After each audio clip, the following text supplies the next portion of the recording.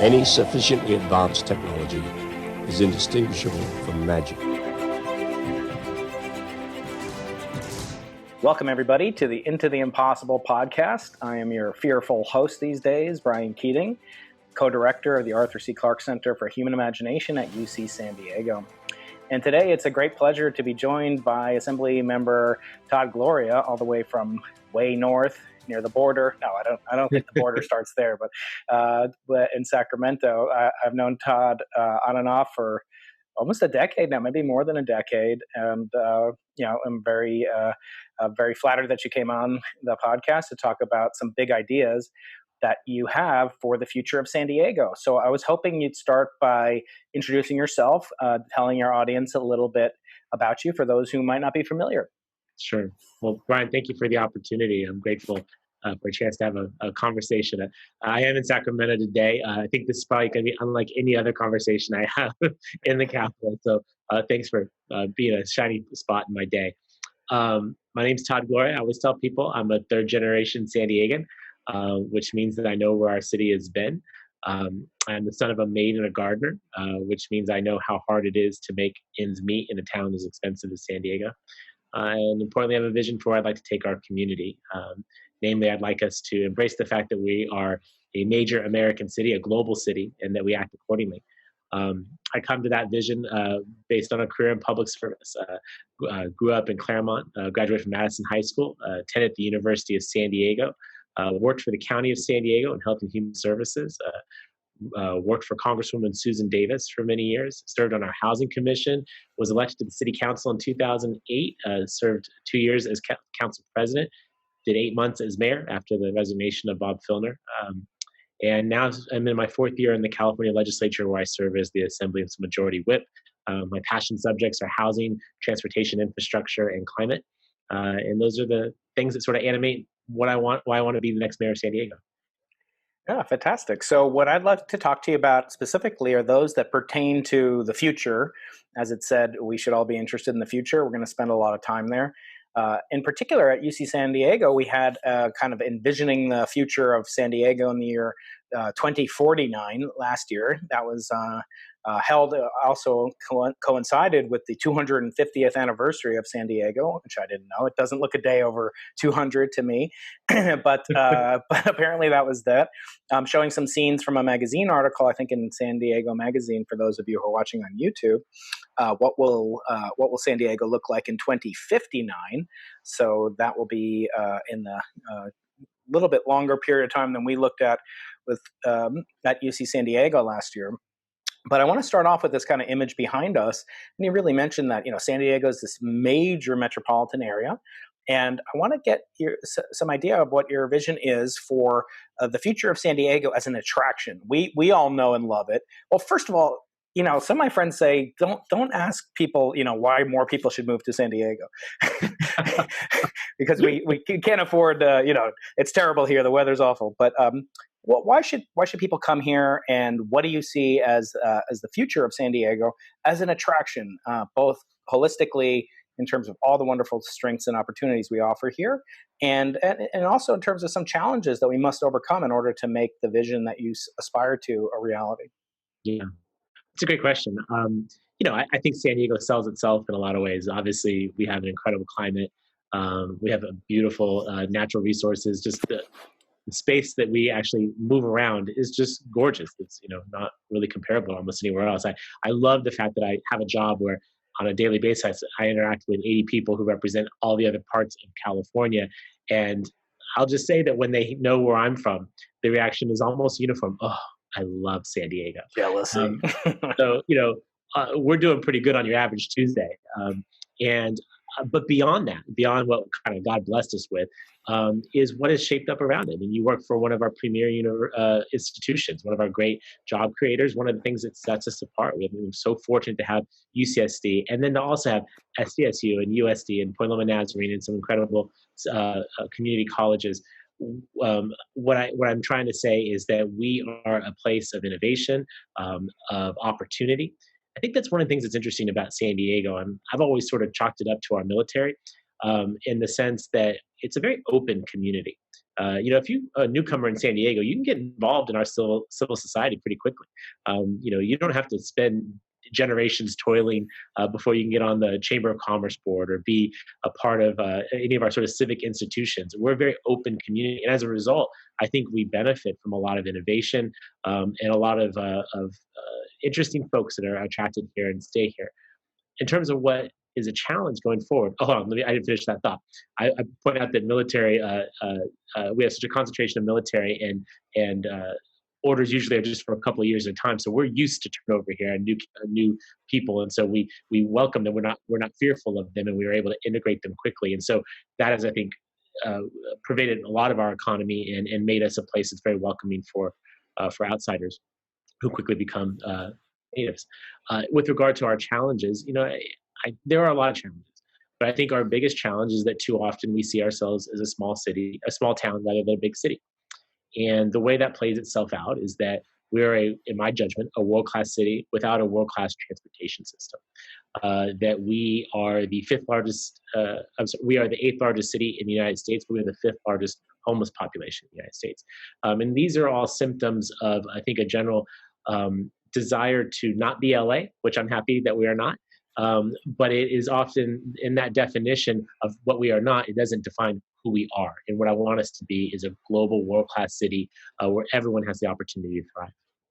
Yeah, I always say we have great raw materials here, and you're running for one of the hardest jobs in the world, I would say, because with great expectations come even greater expectations. With a great sort of background that we have, and despite our challenges, obviously, people hold you to high account because you're given a lot of great resources to work with. I also always say that the easiest job in the world is San Diego weather forecaster, and the hardest job in the world is San Diego sportscaster.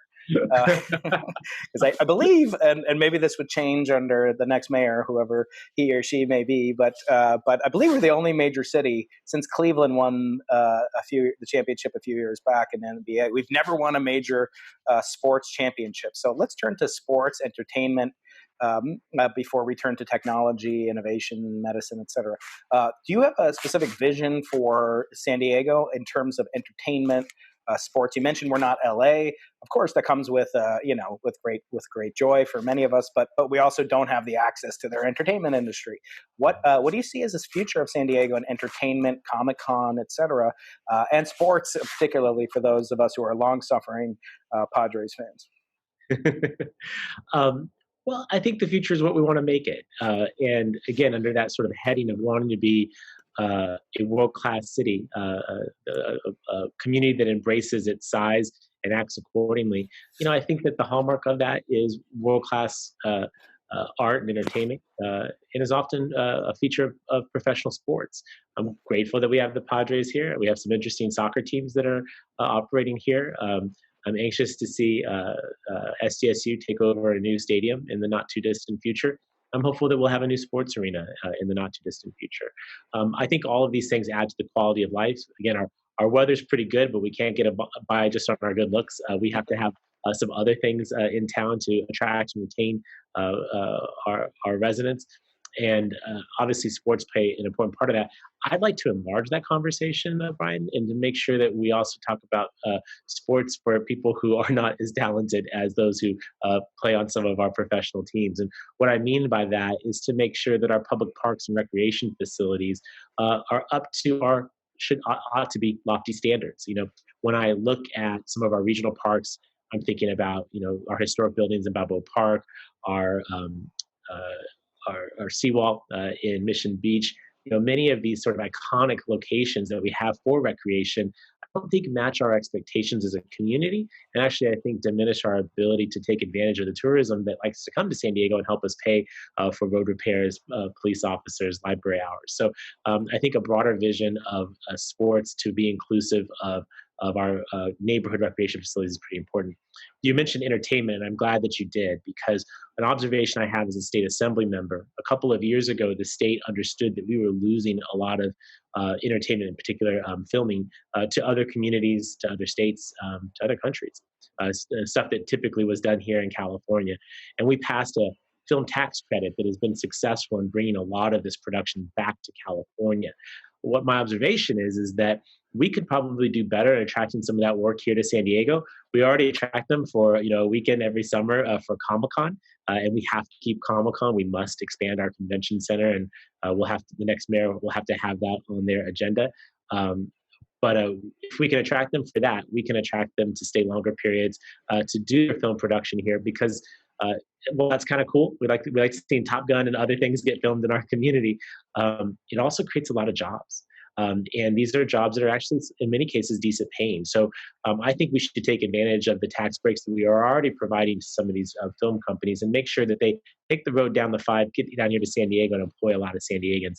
I think that would be good for our community, be good for our brand, and help us elevate ourselves to that world-class status I'm hoping to elevate us to. As long as they go back to LA. Just kidding. Well, most of those workers are here. That's true. Yeah. No, I mean the ones down, but the grips and the dolly people, they're San Diegans. And they deserve to work too. No, that's true. That's absolutely true. So I want to talk now about something you briefly touched upon, which is, kind of one of the hallmarks of San Diego is as a tech hub, as an innovation hub, as a university town with all those wonderful universities. I've been honored to speak at all major universities in San Diego. For a while, I was invited to speak at SeaWorld. They used to have Anheuser-Busch University. I was never invited to that, but I'll leave that off my transcript. But I do want to ask a question about one of our strengths is healthcare, and we have huge new hospitals going up here in La Jolla and already developed, Jacobs, Altman, et cetera, Moore's Cancer Center, and then in downtown or Central City Heights area and in the Mission area. What prevents a lot of people, of course, is the extreme high cost of healthcare. And my question for you is, what powers does the mayor really have under his or her influence to actually effectuate these improvements? It seems like a lonely job to me, and I'm curious. We'll get to personal stuff later. I mean, semi-personal advice to your former self, but what authority does the mayor have in reality for those of us who may not understand? What can the mayor, what can he or she actually do to lower the price of healthcare or improve access to education or sports, et cetera? Can you explain that for us? Sure. I mean, so a lot of it is indirect because I think what you're alluding to is the fact that much of that is outside of the direct jurisdiction of the city of San Diego.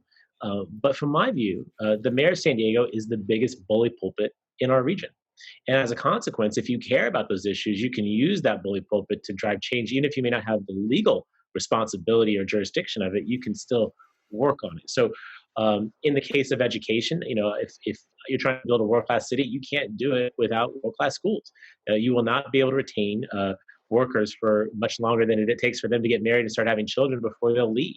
And so you have to be investing in it. And I respect the role that we have of a separately elected school board who is responsible for overseeing our schools and public instruction. But that doesn't mean that there's a wall between us for which we can never communicate. In fact, I think quite the opposite. We should be in the business of saying, how can we collaborate to make things better? I did a little bit of this when I was on the city council. When we were working on creating our new central library, we made the decision to include a high school inside the public library. So you have a City of San Diego asset, the library, with a public charter school inside of the library. A collaboration that actually made the project financially feasible, but actually made it work better because you have hundreds of young people who are accessing the many resources in that central library.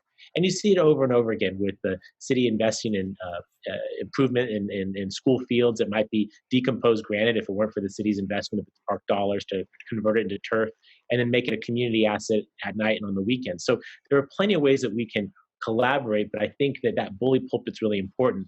And the same is true on healthcare. San Diego's obviously has a very large number of employees, over 11,000. We negotiate healthcare contracts for our employees, and as such, we can help influence the local market. But I'm taking a cue from my current job, which is that the mayor of San Diego does carry some clout up here in Sacramento.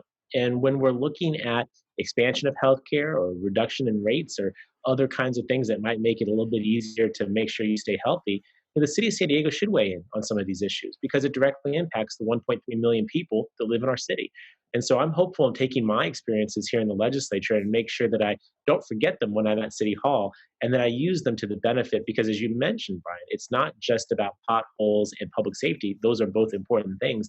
But it is also about the other things that make up our quality of life. That's education, that's healthcare, that's opportunity, that's workforce development, things that, again, may not be legal responsibilities of the city, but I think there's a moral responsibility for the mayor to lead on those things. And thank God you get a bully pulpit that allows you to do that. Yeah, so that's fascinating. A lot wrapped into that.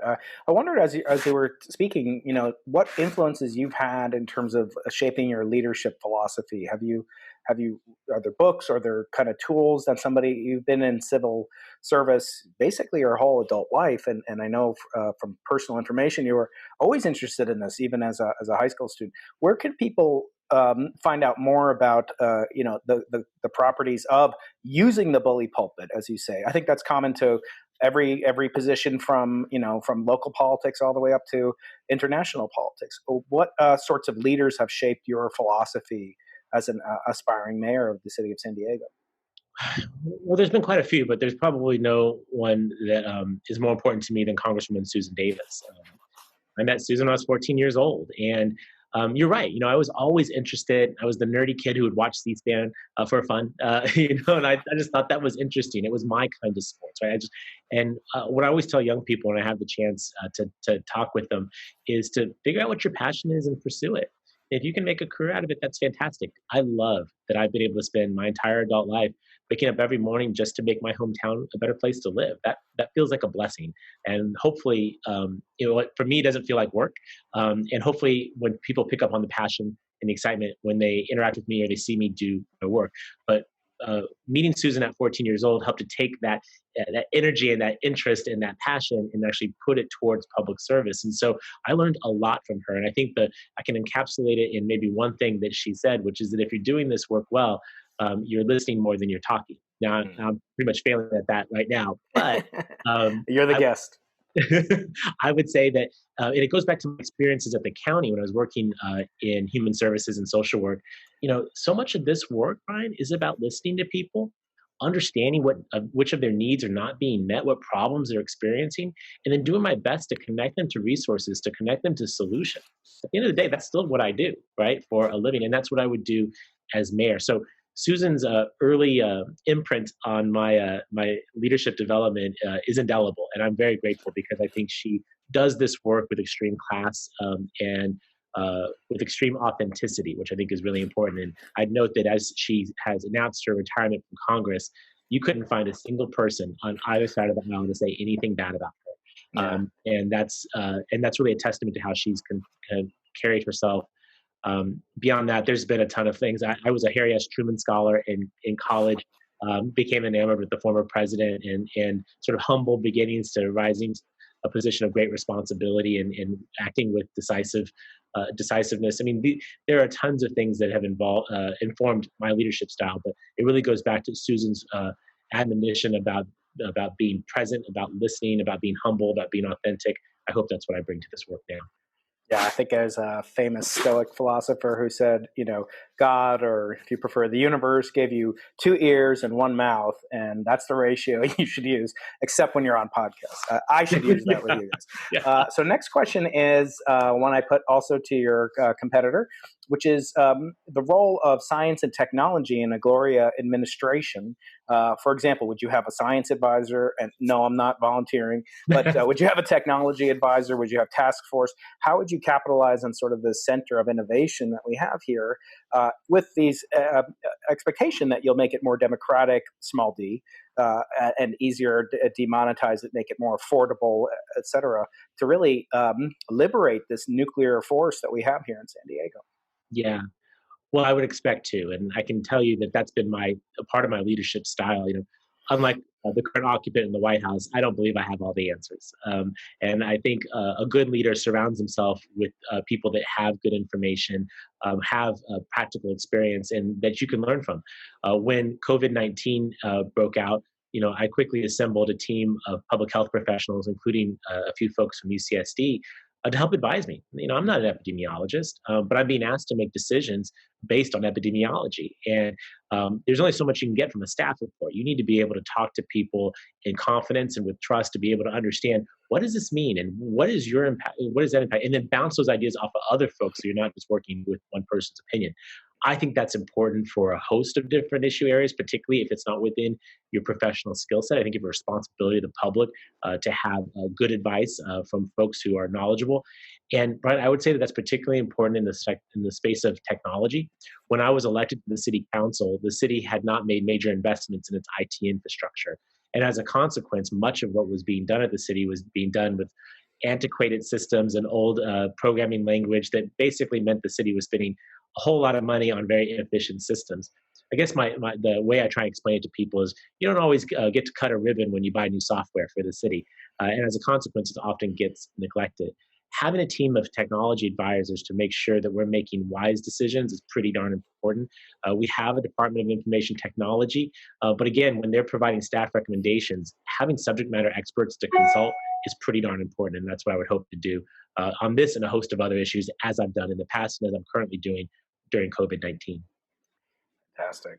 So the last thing I wanted to talk before we get onto the questions I ask all my guests, not just those that are aspiring to positions in civil service, is where I believe that you and your competitor are very much opposed, and that has to do with transportation, perhaps, and what are called micromobility devices. These are scooters and bikes and so forth. Where do you see that playing out? How big a role do you see these having in an era where, one of the pieces behind me is from San Diego Magazine envisions the Interstate 8 as being turned in 30 years from now into a giant bicycle lane, one big giant bicycle lane. I don't know if you envision it quite the same way, but how do you view the place of these micromobility devices and other ways in technology distribution and access, given that we're going to have this trolley system, which will come up to our backyard here at UC San Diego? Yeah. Well, it kind of goes to what I was just saying a moment ago about technology and sort of neglecting it. In the case of micromobility in San Diego, I think it's been a case study of what poor leadership can do with new technology. You may know that these devices appeared in San Diego pretty much overnight and were essentially unregulated for over a year. And as we know with anything, when it's unregulated, you're going to have things that are not community enhancing. And I think we've seen a lot of that behavior. What was interesting is when the city finally got around to regulating them, many of the concerns that people were expressing to me were addressed.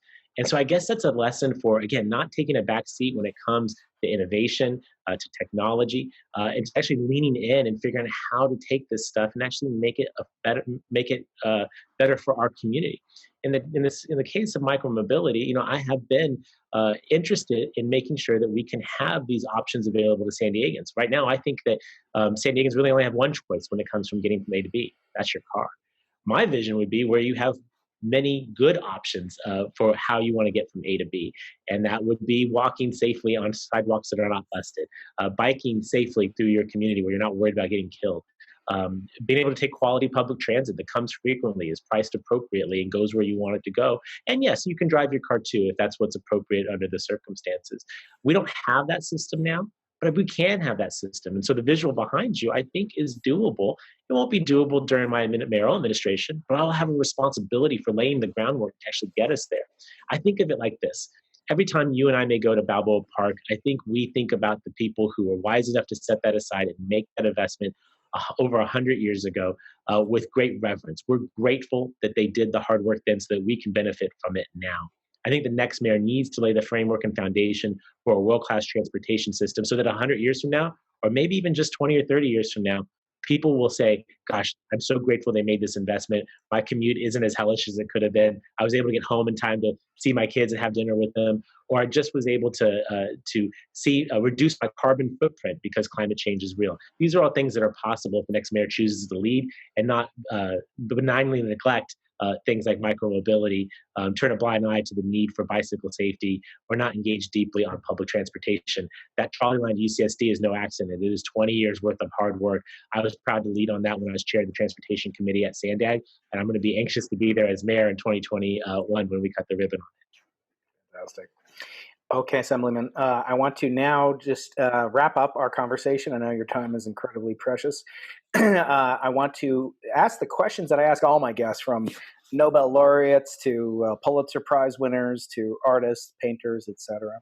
Astronauts. I had an astronaut on last week. Not the same astronaut I had back in January, who Jessica Meir, a graduate of Scripps Institution of Oceanography, while she was on the space station. That Oh, was a cool. wonderful day for me. Wow. I want to ask you these questions that I ask my guests, and two of them involve the deep future for you personally, and then for humankind, which of course includes San Diego.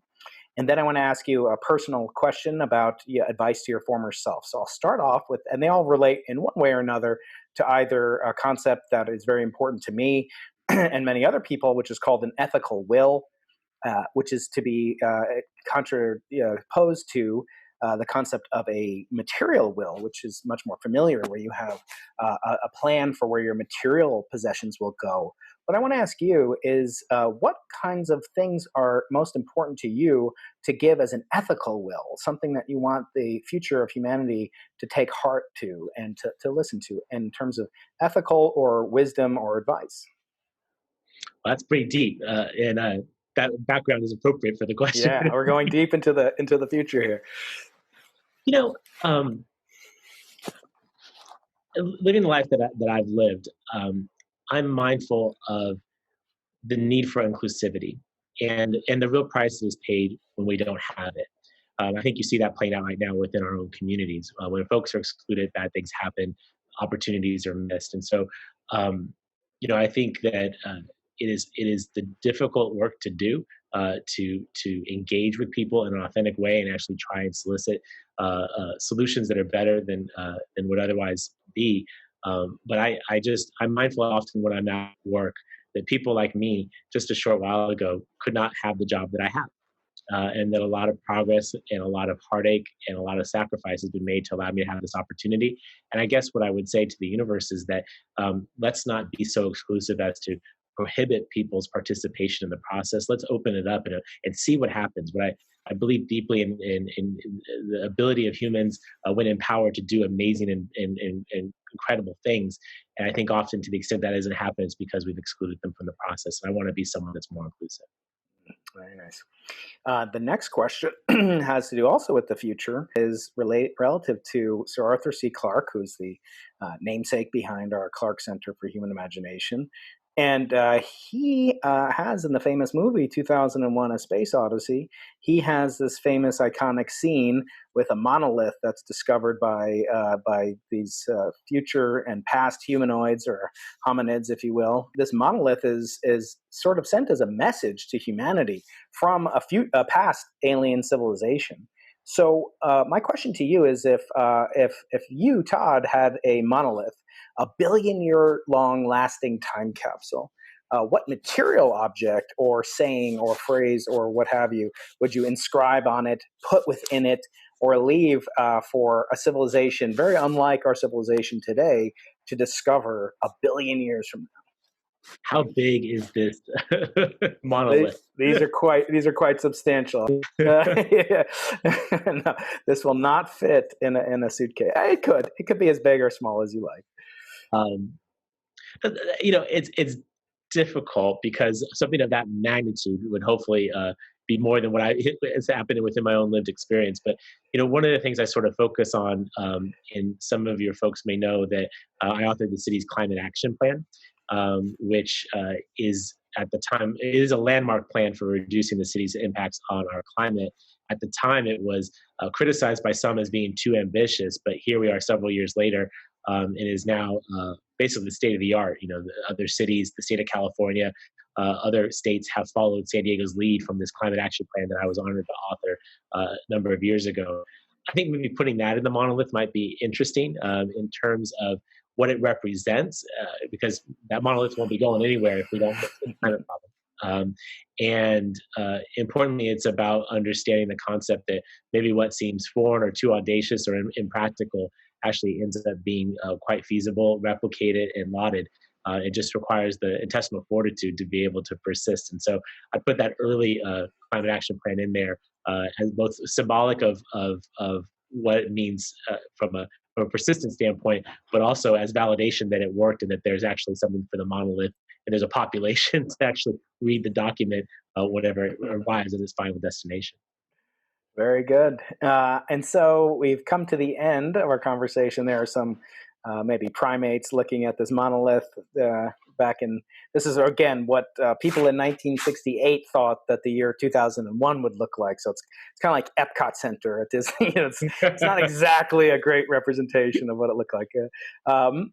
So the last question is more, personal, but it could be as deep as you want to get if you choose, and that has to do with advice to your former self. So the name of this podcast is the Into the Impossible podcast, which is one of Sir Arthur C. Clarke's famous 3 laws of the universe. The first one is any sufficiently advanced technology is indistinguishable from magic. And we have a lot of technology here in San Diego, so we're kind of a magic city. That's one reason. The second law I mentioned to you before we started, for every expert, there's an equal and opposite expert. You've probably found that in your long and varied political career.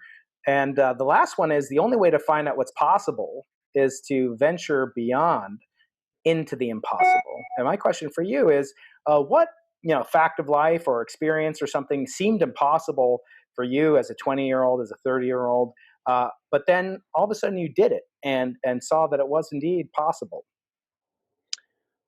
Well, what I do today, if you'll forgive the quick story, I remember sitting in my intro to poli-sci class as a senior at Madison High School in Claremont. And I remember the professor speaking, and he said, there's 2 things you can't be if you want to be an elected official. Number 1 is gay.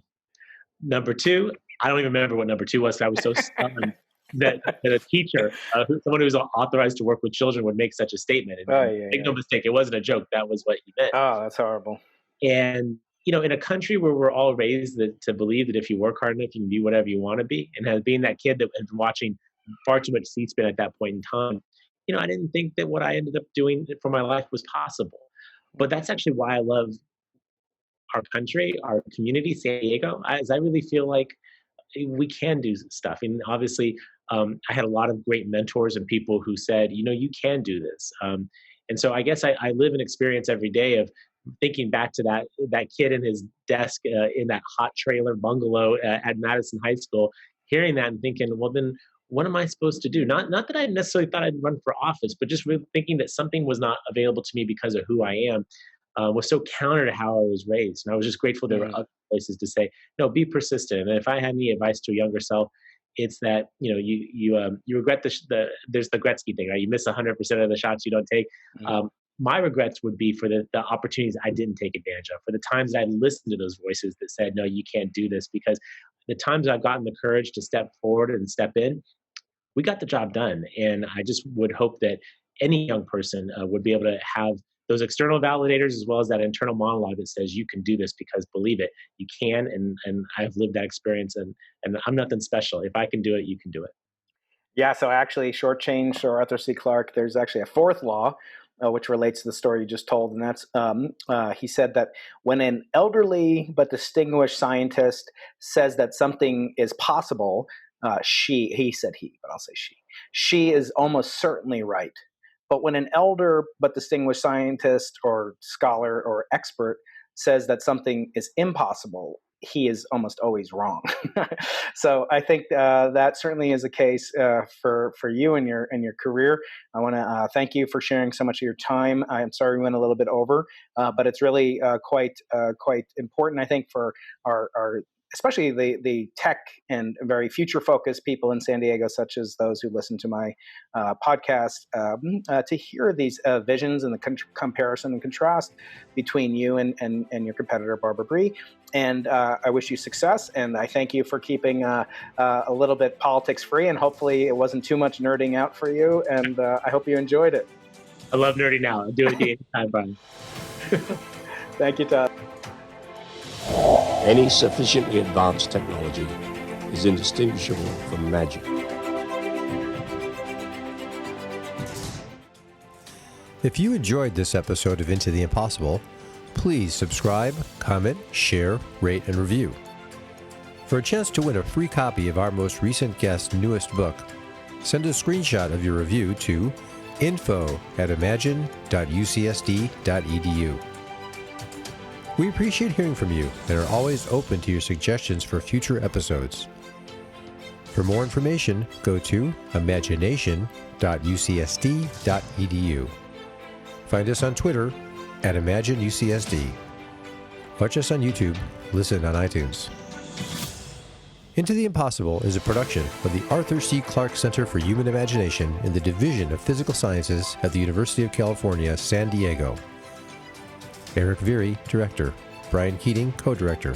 Patrick Coleman, Associate Director. Produced by Stuart Valco.